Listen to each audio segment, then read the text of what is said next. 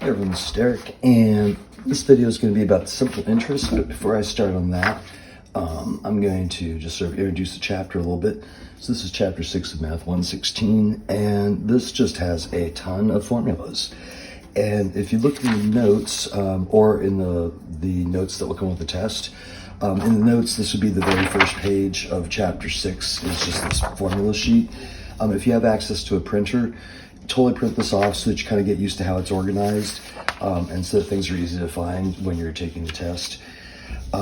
This part down here is not included on the notes for the test, but it is super helpful for you to organize your brain in terms of figuring out when you read these problems, they're all going to be blah, blah, blah, a bunch of money, maybe some payments, then there's some other money, and then you have 17 formulas, and which one should you pick? So this is what's going to help you figure out which one to pick. So in 6.1, we're going to look at compound interest. Compound interest is you are putting money someplace one time and it's going to sit there. So one deposit. And I'll introduce these ones as we get to them in the various videos. But this is going to let you organize yourself so that you don't get confused as to which formula to use on the exam. Okay, so then on to simple interest, which is the main topic of this video.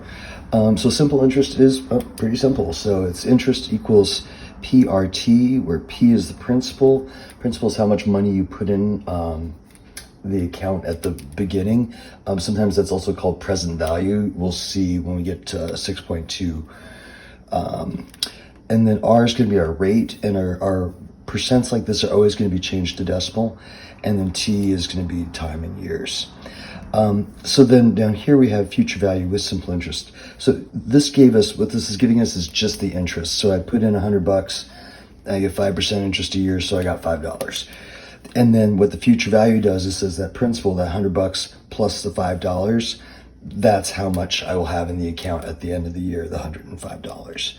So this is just this right here. So let's do a couple examples. You deposit $730 in a savings account paying 4.1 simple interest. How much interest will you earn in 3 years? Okay, so that's going to be our I equals PRT. And we know we are depositing $730. And it's going to sit there for 3 years at 0.041%. And then from there, I just chunked all that into a calculator, and I got I to be 89.79. And how much is in the account? So then we would just do the 730 plus the interest, and then that would get us 819.79. And so this would be future value. Okay, so this one goes, graduation is 2 years away and you want to have $1,400 available for a trip. If your bank is offering a 2-year CD, certificate deposit paying 3.7% simple interest, how much do you need to put in the CD to have the money to go on the trip? So the idea is in the future, we're going to need $1,400, and we're going to put a little bit less than that in. We're going to get just a little tiny bit of interest. This is not a large amount of interest on this account. But we'll get to put a little bit less in. It's going to sit there for 2 years and then turn into $1,400. So right now we do not have $1,400, right? So the $1,400 is going to be a future value. And what I am trying to figure out is how much do we have to put in right now? So that's going to be P, the principal. That's the one we don't know. 3.7, that's our rate. And 2 years is our time. So then we had that formula, future value equals the principal plus the interest, but then the interest is the principal plus, principal times, RT. And we know, we're trying to find P, we know future value, 1,400. We don't know P. And then R is this number, 0.037 times 2. Okay, so once I have this set up, then we're going to go 2 times this, 1,400, and so that would give me, let's see, P plus 0.074p. And then this sometimes kind of gets people mixed up. Remember, that's just like an invisible 1. So you have 1400, 1 plus that makes 1.074p. And then I can just divide that over. And p is $1,303.54. So we'd have to deposit $1,300. It would sit there for 2 years, and then it would be $1,400 by the end. How much should you invest now at 2 1/4 simple annual interest in order to earn $160 in 9 months? Okay, so we want to know principal. How much should we invest now? Our rate is going to be 0.0225, and then we want to earn interest of 160.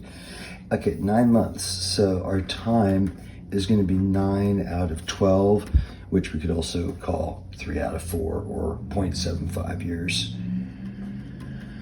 If it had been 7 or something, I would not change that to a decimal. I would just leave it as kind of the crummy fraction. And you can just leave it as that anyhow. You don't have to change to a decimal. So we're trying to find P. So we'll go I equals PRT, since I know everything else in there. So I is 160. P is what we're trying to work out, 0.0225. And then times this T. And then I just multiplied those two together and divided. And so I got P to be $9,481.48. And then number 4, you borrow $970 from your brother and agree to pay back $1,050 in 4 months. What simple interest rate will you pay? So we know the principal is $970. We know the future value, $1,050.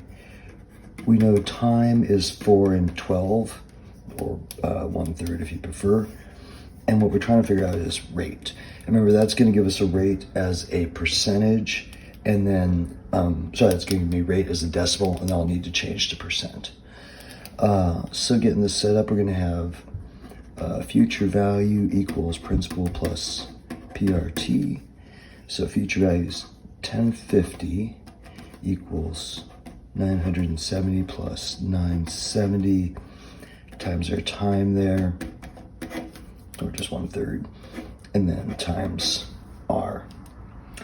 And then I subtracted this over, and by this point, like, it's all in the calculator for me. I'm just going 1050 minus 970 equals that, divided by this equals that, divided by that equals that. And so right here, I got 80 when I brought this. And if you do this piece, you'll get 323.3, and then that goes on forever, R, and then divide that out.